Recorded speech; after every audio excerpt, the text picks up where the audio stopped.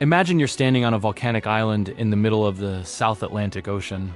The nearest land is 1,500 miles away. No airport, no harbor for cruise ships. Just you, 245 neighbors, and an active volcano. This is Tristan da Cunha, the most remote inhabited place on Earth. But here's the paradox. People don't just survive here. They choose to stay. Why would anyone willingly leave at the end of the world? To understand Tristan da Cunha, you need to see it on a map. It sits almost exactly between South America and Africa, closer to Antarctica than to any major city.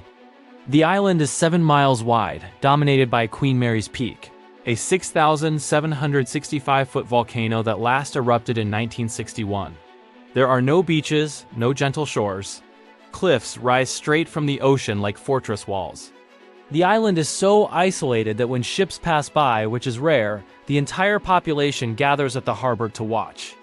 The weather here is relentless. Storms circle the island constantly. Wind speeds regularly exceed 60 miles per hour. Rain falls 250 days a year. Yet, despite all this, there's a single settlement called Edinburgh of the Seven Seas, where all 245 inhabitants live. They have a school, a hospital, a post office, and a pub.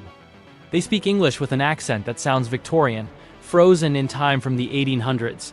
The children here learn about the outside world through the internet, but most have never left the island. They know every face, every house, every cow by name. Tristan da Cunha wasn't always inhabited. For millions of years, it was just a volcanic speck pushed up from the mid-Atlantic ridge where tectonic plates pull apart. The island is geologically young, still active, still growing. When European explorers first spotted it in 1506, Portuguese Admiral Tristão da Cunha saw a mountain too steep to land on and sailed away. For 300 years, it remained untouched except by seals, seabirds, and the occasional shipwreck survivor. The first permanent resident arrived in 1810. William Glass, a British sailor, chose Tristan da Cunha deliberately. He wasn't shipwrecked. He wasn't exiled. He simply wanted to live somewhere no government could reach. He brought his wife from Cape Town, built a stone house, and started farming. Other men joined him. A few sailors, a Dutch trader. Survivors from wrecked ships. They formed a community based on equality. No one owned more land than anyone else. Decisions were made by consensus. This culture still defines the island today. In 1816, Britain briefly stationed troops on Tristan to prevent anyone from using it as a base to rescue Napoleon from St. Helena, 1,300 miles to the north. When the soldiers left, Corporal William Glass, yes, the same William Glass, stayed behind with his family. More settlers arrived, sailors, craftsmen, women from St. Helena. By 1850, there were nearly 100 people. They hunted seals, traded with passing ships, grew potatoes in volcanic soil. The population stabilized. Marriage happened within the island. Surnames became genetic markers. Today, almost everyone shares one of 7 last names: Glass, Green, Hagen, Lavarello, Repetto, Rogers, Swain. Life on Tristan da Cunha operates on principles that seem impossible in the modern world. There is no unemployment because there are no traditional jobs. Instead, the island runs on a communal economy. Every able-bodied person works for the community. Men fish for crawfish, the island's only export. Women process the catch in a factory owned collectively by the islanders. The profits are shared. There's no currency exchange with the outside world, only pounds sterling for the occasional supply ship. The island has one store, one cafe, one everything. The administrator, appointed by the British government, handles external affairs. But internal decisions are made by the Island Council, elected by the people. Crime is virtually non-existent. Doors remain unlocked. Arguments are settled face-to-face because you can't avoid anyone on a 7-mile-wide island. Social cohesion isn't optional. It's survival. But isolation comes with costs. Medical emergencies require helicopter evacuations to South Africa, weather permitting, which is rare. The gene pool is dangerously small. Asthma and retinitis pigmentosa, a genetic eye disease, are unusually common. Education ends at age 16. If teenagers want university, they must leave, and most never return. The island's population is slowly aging. Young people are drawn to the wider world. Yet those who stay speak of something profound. A sense of belonging so complete, so unshakable that the rest of the world feels hollow by comparison. They know every stone, every wave pattern, every temperament of the volcano. They are not isolated from the world. They are whole within it. Then came 1961. On October 10th, Queen Mary's Peak erupted without warning. Lava flows threatened Edinburgh of the Seven Seas. The entire population, 264 people, evacuated aboard fishing boats and a research vessel. They were taken to England, housed in temporary camps, given jobs in factories. For the first time in their lives, Tristanians experienced traffic, grocery stores, anonymity. Psychologists studied them. Journalists interviewed them. The world expected them to embrace modernity and stay. But something unexpected happened. The Tristanians were miserable. They missed the simplicity. They missed the wind. They missed knowing everyone. England felt crowded, impersonal, overwhelming. Children struggled in schools where no one knew their families. Adults felt purposeless working for wages instead of the community. After 2 years, when scientists confirmed the island was safe, the British government offered a choice: return to Tristan or stay in England with full citizenship and support. Nearly all of them chose to go back. In 1963, they sailed home. They rebuilt houses damaged by the eruption. They cleared volcanic ash from the potato fields. They resumed fishing. The world was baffled. Why would anyone choose hardship over comfort? But the Tristanians understood something most people forget. Isolation isn't loneliness. Community isn't proximity. Home isn't a place on a map, it's a place in the soul. The eruption didn't break them. It revealed what they already knew. They didn't need the world. They needed each other. To understand why people stay on Tristan da Cunha, you have to understand what they gain by staying. In a world obsessed with growth, expansion, and progress, Tristan offers something increasingly rare: stability. The economy doesn't collapse because it's not based on speculation. Relationships don't fracture because everyone depends on everyone. Identity doesn't erode because culture is lived, not performed. The island's crawfish industry is sustainable by necessity. Overfishing would mean starvation, so quotas are strict, self-imposed, and honored. The environment is pristine because pollution would poison the only home they have. There are no plastic bags blowing in the wind, no industrial runoff, no clear-cut forests. The island is a UNESCO World Heritage Site, not because of external enforcement, but because the people treat it as sacred.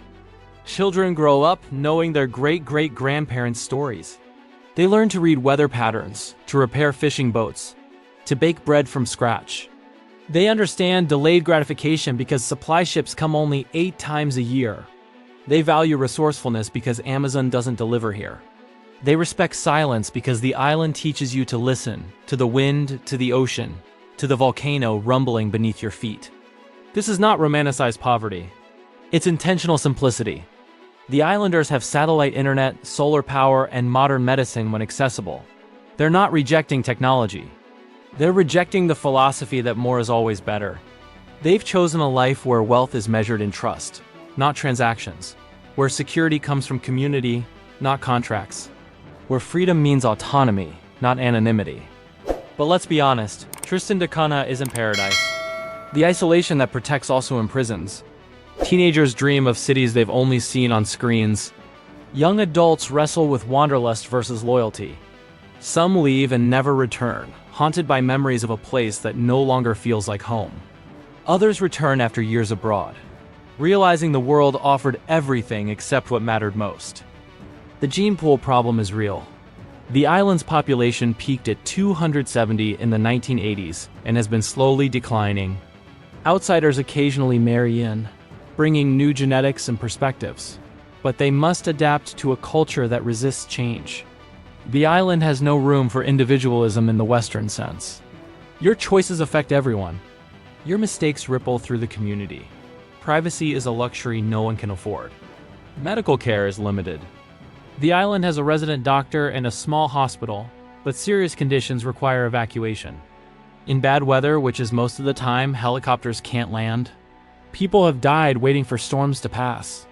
The psychological toll of isolation affects them deeply. Depression, anxiety, and cabin fever are real. The island's mental health resources are minimal. Some cope by drinking, others by throwing themselves into work. A few simply endure, year after year, bound by duty and love. Yet, when you ask Tristanians if they'd leave permanently, most say no. They acknowledge the hardships but frame them differently. They don't see isolation. They see protection from a world that's lost its way. They don't see limitation. They see focus on what truly matters. So why do people live on Tristan da Cunha? The answer isn't simple. It's not because they're unaware of alternatives. It's not because they're trapped. It's because they've made a calculated trade-off that most people can't fathom. They've exchanged access for belonging, variety for depth, anonymity for accountability. And in doing so, they've created something almost extinct in the modern world, a functioning community where every member matters. Consider what's absent on Tristan. No traffic, no crime, no homelessness, no advertising, no political polarization, no income inequality. These aren't just conveniences lost. They're stressors removed. The mental load of modern life, the constant choices, the relentless comparison, the algorithmic manipulation, none of it exists here. Life is hard, but it's not complicated. The island operates on principles the rest of the world has forgotten. Reciprocity. You help your neighbor because someday you'll need help too. Stewardship. You protect resources because your grandchildren will depend on them. Transparency. You can't hide your actions on a 7-mile island.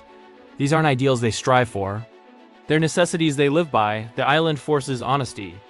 You can't pretend to be something you're not when everyone knows your whole life story. This is the paradox of Tristan da Cunha. It's isolated, yet connected in ways cities can never achieve. It's small, yet it contains everything its people need. It's remote, yet it's more centered than most places on Earth. The island doesn't offer escape from reality. It offers clarity about what reality actually is. There's a deeper layer to this story. Tristan da Cunha represents a choice the rest of humanity is increasingly confronting. What do we do when growth becomes unsustainable? The island can't expand. It can't exploit resources faster than they regenerate. It can't increase consumption without consequences. It's forced to live within limits. And somehow it works. The global economy operates on the opposite principle: endless growth. Cities sprawl. Populations rise. Consumption accelerates. But Tristan da Cunha proves that limits don't mean suffering. The island's per capita happiness, though unmeasured by formal surveys, seems remarkably high. People aren't anxious about keeping up with neighbors because everyone's life trajectory is similar. They aren't worried about job security because everyone's job is securing the community's survival. This isn't a call to abandon cities and move to remote islands. It's a recognition that Tristan da Cunha has solved problems we're still struggling with.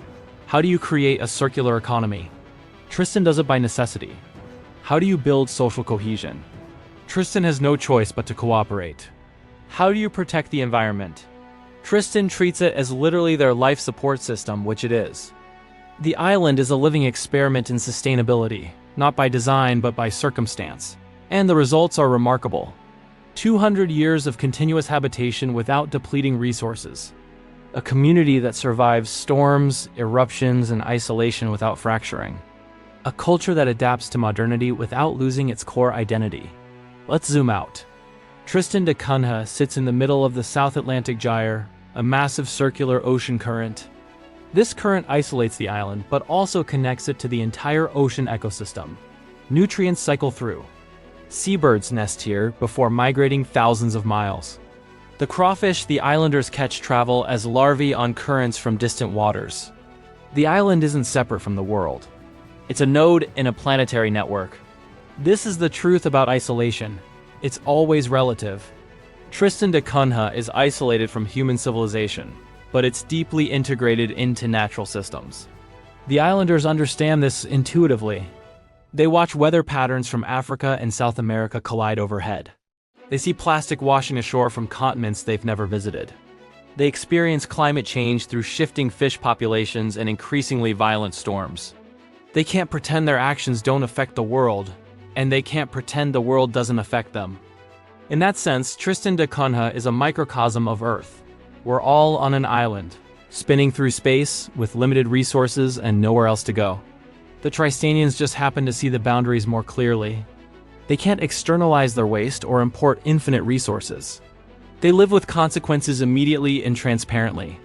And because of that, they've developed the wisdom most societies lack, the understanding that freedom isn't about escaping limits. It's about thriving within them. So here's what Tristan da Cunha teaches us. People live there not because they're ignorant of alternatives, but because they've found something worth staying for.